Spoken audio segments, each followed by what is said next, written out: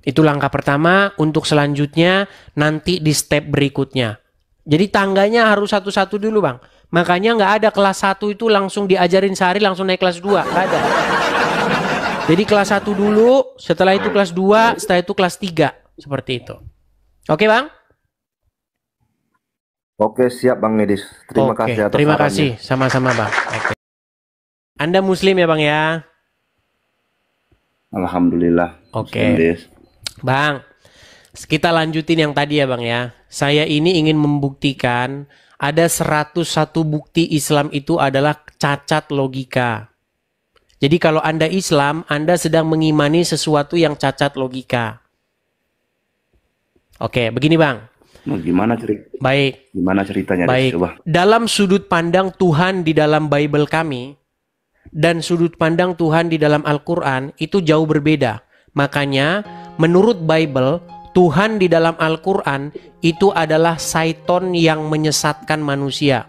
Jadi Allah itu menurut sudut pandang saya adalah setan yang terkutuk. Dia menyesatkan umat manusia. Perhatikan ya, perhatikan. Bang, kalau Anda orang tua, apa yang akan Anda ucapkan, petuah apa yang akan Anda ucapkan kepada anak? Perhatikan, nak, jangan mencuri, supaya kamu tidak masuk penjara, dan nanti kamu menyesal. Dan nanti kamu menyesali perbuatanmu. Oke? Atau B. Nak, Ya. mencurilah supaya kamu masuk penjara dan supaya kamu nanti menyesal. Pasti Allah kita selaku orang tua. Pasti A. Baik, pasti A. Tetapi jikalau itu Allah pilih pilihan yang B. Kenapa? Karena kata Muhammad, Allah menginginkan supaya orang itu berbuat dosa, supaya dia nanti menyesal. Karena kalau tidak berbuat dosa akan dimusnahkan sama Allah. Coba secara logika. Ini menjerat ini ajaran yang menyesatkan dan menjerat orang nih. Menurut Anda, jika orang tidak berbuat dosa sama sekali, Allah akan sayang atau Allah akan memusnahkan orang itu? Itu, nah yang namanya ajal nggak tahu kita, Des. Bukan, sama Bang. Aku kayak Bang, menurut gini, Bang. Menurut Allah, jika orang itu tidak berbuat dosa sama sekali, orang itu akan dimusnahkan atau disayang sama Allah? Semua umat disayang, Des. Nggak ada dia benci. Mulai dari ini. Bang, coba Bang, jujur yuk. Terbuka yuk hati yuk. Jangan membohongi diri sendiri yuk.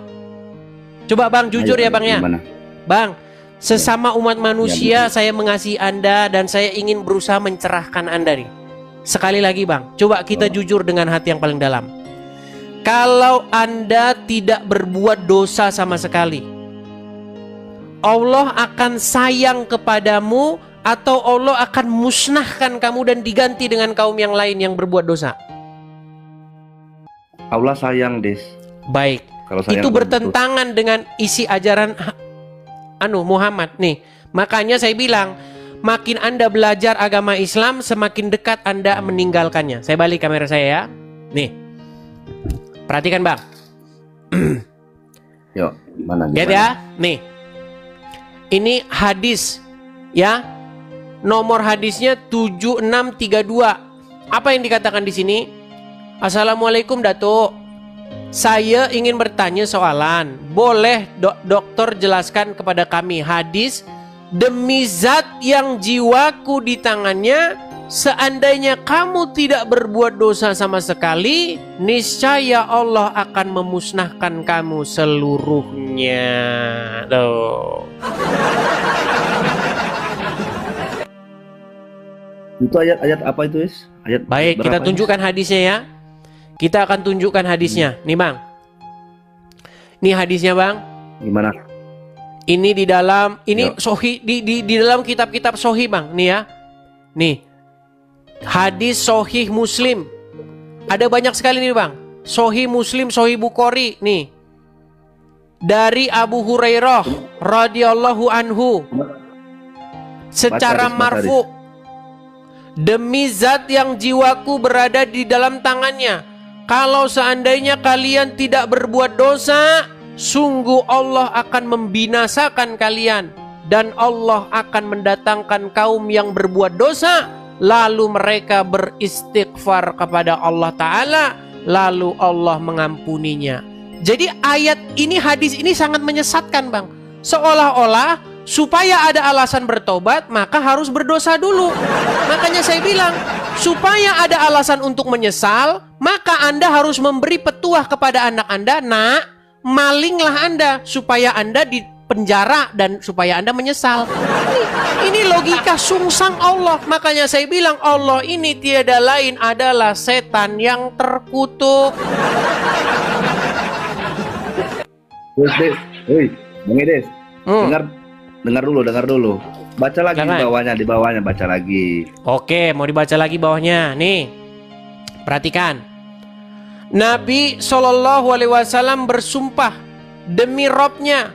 Kemudian beliau berkata, kalau seandainya kalian tidak berbuat dosa, sungguh Allah akan membinasakan kalian, dan Allah akan mendatangkan suatu kaum yang beristighfar setelah berbuat dosa dengan niat yang benar dan hati yang yakin akan dikabulkan, Allah akan mengampuni mereka. Ini hadis-hadis yang memancing, menginisiasi orang Islam bikin dosa, supaya dengan cara bikin dosa maka nanti akan beristighfar. Logika sungsang Allah Subhanahu wa Ta'ala. Masihkah Anda ingin mengikuti Tuhan yang semacam ini? Begini tuh Bang Edes. Silakan. Begini. Itu kan ada ayatnya. Bagi kaum muslim Islam, memang sungguh luar biasa cobaan itu. Yang mencobanya siapa, Des? Itu tadi setan. Dengar nggak? Des? Berat ini teman-teman. Berat. Bang, saya cuma mau bilang begini Bang. Abang Saya cuma mau bilang begini Bang. Saitan itu dia cerdik dan licik. Jadi dia bisa memelintir kata-kata, sehingga kalau orang tidak menggunakan roh dan hikmat yang daripada Tuhan, maka orang tersebut akan tergelincir. Makanya Bang, saya minta kepada Anda dan kepada para penonton di sini, ada 12.000 orang yang nonton secara live di TikTok.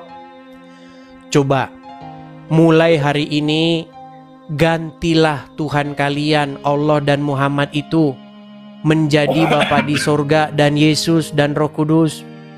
Jadi jangan lagi yang menguasai kalian itu Allah dan Muhammad. Jikalau Allah dan Muhammad masih menguasai diri kalian, maka kalian akan berada di dalam kesesatan yang nyata. Ini Des. Ini Abang mau bicara nih. Silakan. Seandainya kan Abang mau mengikut ajaran Edes mau. Bukan ajaran saya Bang, ajaran Tuhan Yesus. Edes kira-kira mau kasih apa sama Abang? Coba Abang dengar dulu. Baik, yang bisa saya berikan kepada Anda adalah pengajaran-pengajaran yang biblikal.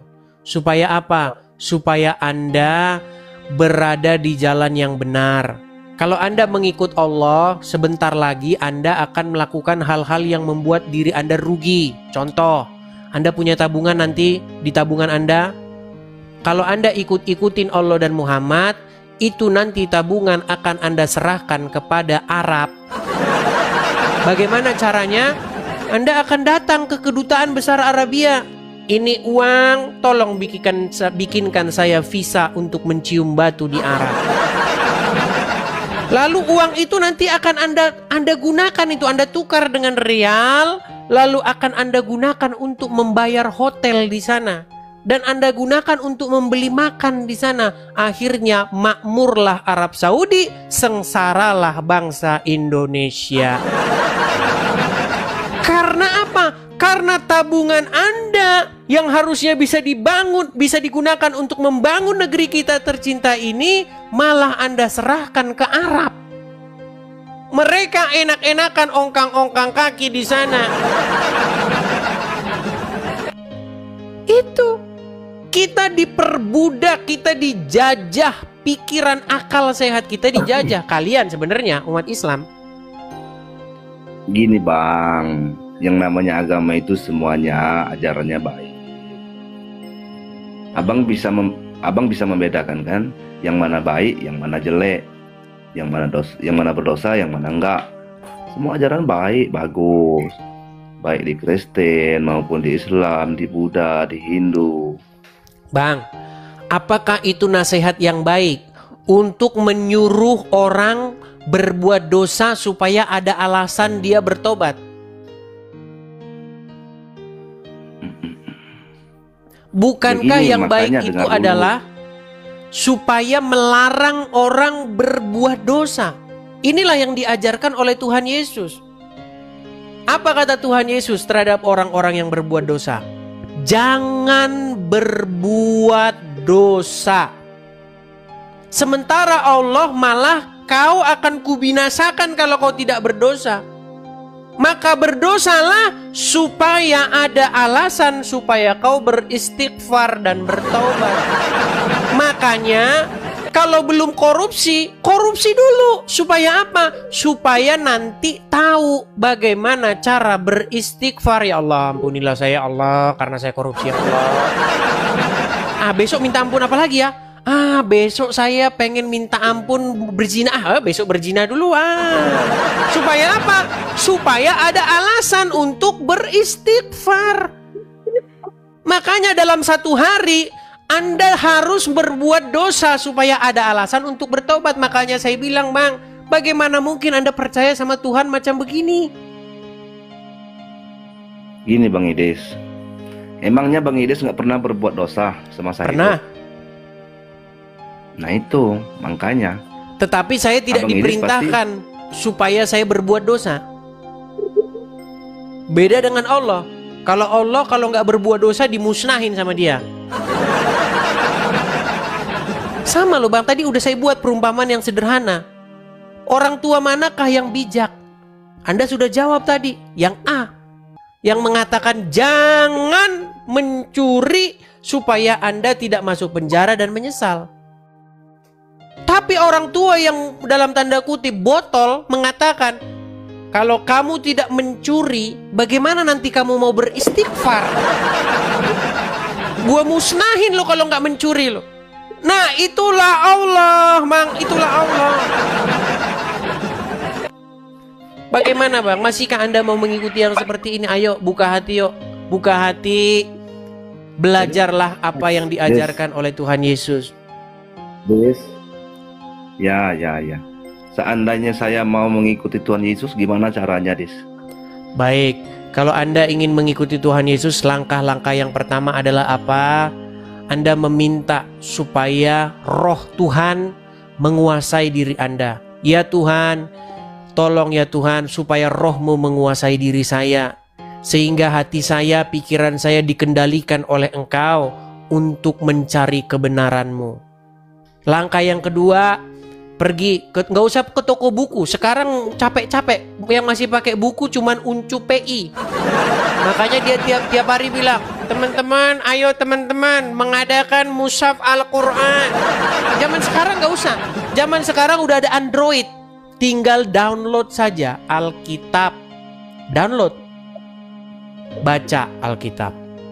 Setelah Anda baca, bisa Anda datangi gereja terdekat, gereja yang biblikal. Jangan ke gerejanya MYM dan Dengki Kadas. Ke gereja yang biblikal. Gereja yang biblikal, datang. Lalu nanti Anda di sana minta supaya diri Anda dibaptis sebagai tanda pertobatan.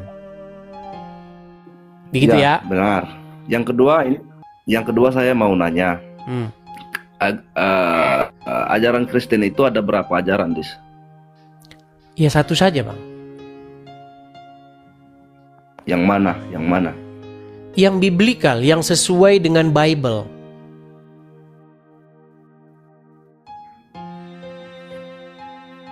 Yang sesuai dengan Bible ya, Protestan Iya. itu berarti ya. Apa? Yang Protestan bukan? Ikat kepada denominasi, Bang. Banyak orang mengatakan dirinya Protestan, banyak orang mengatakan dirinya Katolik, banyak orang mengatakan bukan itu patokannya, Bang. Bukan Protestan, bukan Katolik, Kristen yang biblikal, yang sesuai dengan Bible. Tidak peduli dia mau Protestan, mau Katolik, mau apa, selama orang tersebut melakukan apa yang diperintahkan oleh Tuhan Yesus, maka itulah Kristen yang benar. Tidak peduli dia mau Kristen, mau Ortodok, mau Protestan, terserah. Apakah yang dilakukannya sesuai dengan ajaran Tuhan Yesus, itu yang paling penting. Ajaran yang harus kita patuhi kalau Kristen nggak ada, berarti nggak ada patokan gitu ya. Itu patokannya sesuai dengan Bible. Makanya Bible lah yang menjadi tolak ukurnya, Bang. Oh. Begitu. Contoh misalnya apa? Apa yang Tuhan Yesus ajarkan? Kasihilah sesamamu manusia seperti dirimu sendiri. Ya kan? Sementara dalam agama Islam, Bang, nggak ada diajarkan mengasihi sesama manusia. Yang ada mengajarkan kasih sesama muslim. Iya. Bahkan kalau tetangga Anda lapar, tetangga Anda tidak punya makanan, kalau dia non-muslim, Anda tidak boleh memberikan dia makanan. Bahkan di dalam Al-Fatihah itu, kalau Anda buka surat Al-Fatihah, Ihdina siratal mustaqim siratal ladzina an'amta alaihim ghairil maghdubi alaihim waladdallin. Itu tunjukkanlah kami jalan yang lurus, jalan orang-orang yang engkau berkahi, bukan jalan orang-orang yang sesat. Nah, kata sesat di situ adalah dolin. Walad dolin. Dolin itu sesat. Dolin itu kata yang sama itu. Sesat artinya. Dan Muhammad menurut Al-Quran didapati sebagai orang yang sesat. Ya. Menurut Al-Quran Muhammad itu didapati sesat. Dan pernyataan itu sudah pernah dikemukakan oleh Ustadz Effendi Usman.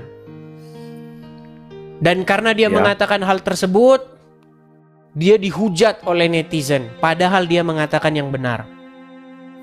Ada, Bang, statement Ustadz Evan Effendi. Sebentar ya, Ustadz Effendi, sebentar, sabar, saya inikan dulu ya. Ustadz Effendi Usman, Muhammad sesat. Saya putarkan ya videonya ya. Pernyataan Ustadz Effendi Usman. Sebentar. Ya, perhatikan. Sabar ya, Bang ya. Perhatikan nih. Setelah kemudian bersyukur sudah berhijrah. Karena setiap kita teh bodoh. Ada di Quran surat Wadduha itu Dolang fahada. Setiap orang itu sesat awalnya. Dolang fahada. Muhammad termasuk. Maka kalau ada yang muludan, ini memperingati apa ini? Memperingati kesesatan Muhammad. Usah bawa niana. No. Jadi menurut dia, kalau orang maulidan itu memperingati kesesatan Muhammad.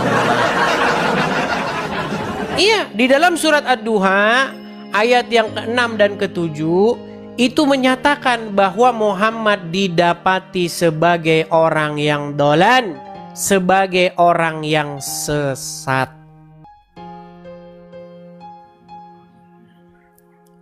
Begitu. Itu makanya makanya sekarang jadi bahan pembicaraan netizen. Ya, sekarang Makanya Bang, dampak yang saya katakan ini luar biasa, Bang. Banyak umat-umat muslim, baik yang perempuan maupun laki-laki, generasi-generasi mudanya maupun generasi tuanya, itu mendengar apa yang saya katakan ini dan mereka merenungkan kembali. Begitu. Cuman banyak di antara mereka yang tidak berani bersuara, takut mereka kalau bersuara. Ada beberapa kemarin yang bersuara, akhirnya apa? Dipersekusi, didatangi rumahnya. Tuh. Seperti itu. Oh, orang-orang minta dites dulu, Bang. Anda jangan-jangan coba tes dulu, Bang. Bacaan Quran Anda coba. Anda jangan-jangan ngaku-ngaku aja muslim. Coba silakan. Bacaan yang mana, Des? Yang mana aja yang Anda hafal? Coba. Saya ini udah banyak lupa soalnya. Al-Fatihah. Yang Anda ingat? Hah? Al-Fatihah. Silakan. Ya. Bismillahirrahmanirrahim. Alhamdulillahirabbil alamin, arrahmanirrahim, maliki yaumiddin. Iyyaka na'budu wa iyyaka nasta'in. Ihdinas siratal mustaqim. Siratal ladzina an'amta 'alaihim ghairil maghdubi 'alaihim waladdallin. Sah, ini muslim ya. Teman-teman sudah melihat ya, sah yang muslim ya. Jadi kita di sini tidak rekayasa, teman-teman. Seperti itu, Bang. Jadi saya sarankan kepada Anda. Gimana, Bang? Makanya saya mau nanya-nanya dulu kan sebelum terjadi perpindahan agama saya gitu. Beri saya arahan, beri saya petunjuk kira-kira yang jalan yang benar gimana. Oke, begini, Bang. Orang Islam adalah orang yang di hatinya itu memerintah Allah dan Rasulnya. Setuju? Ya. Jadi jika Allah dan Rasulnya memerintah di hatimu, berdaulat di hatimu, maka seseorang itu akan melakukan ajaran-ajaran mereka. Akhirnya apa? Seperti tadi ajarannya, melakukan hal-hal yang dosa.